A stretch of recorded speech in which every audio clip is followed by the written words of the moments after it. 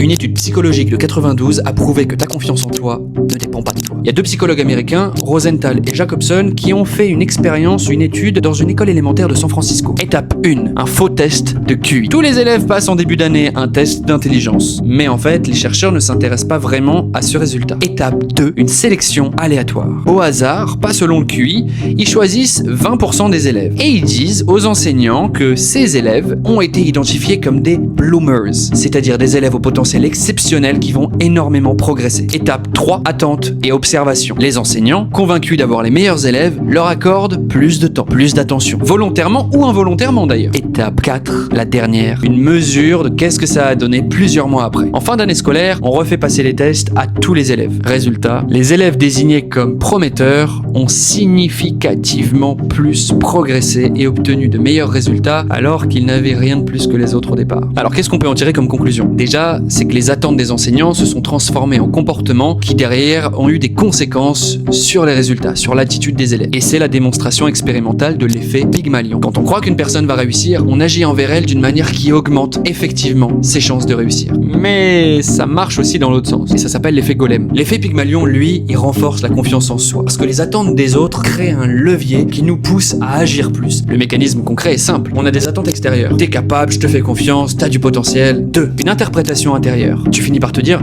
si cette personne croit en moi, alors c'est qu'effectivement je dois avoir quelque chose en moi qui me permettra d'atteindre ça. 3. Un comportement renforcé. Tu oses davantage, tu persévères plus facilement, t'acceptes mieux l'échec temporaire. Et ces nouvelles attitudes améliorent réellement tes performances. 4. Des résultats positifs, qui encouragent aussi ce cycle. Ça nourrit un cercle vertueux. Plus tu réussis, plus tu vas continuer ces comportements et donc rentrer dans ce rythme-là. Par exemple, si je t'accompagnais vers une reprise de la confiance en toi par la prise de parole en public, eh bien je t'aiderais à visualiser ce que tu fais de bien et je t'encouragerais pour aller toujours plus loin, progresser encore et encore pour rester dans ce cercle vertueux et ne plus jamais en sortir. Tu sentirais tes progrès. T'aurais même envie d'aller encore plus loin. Et voilà, t'es dans ton cercle vertueux.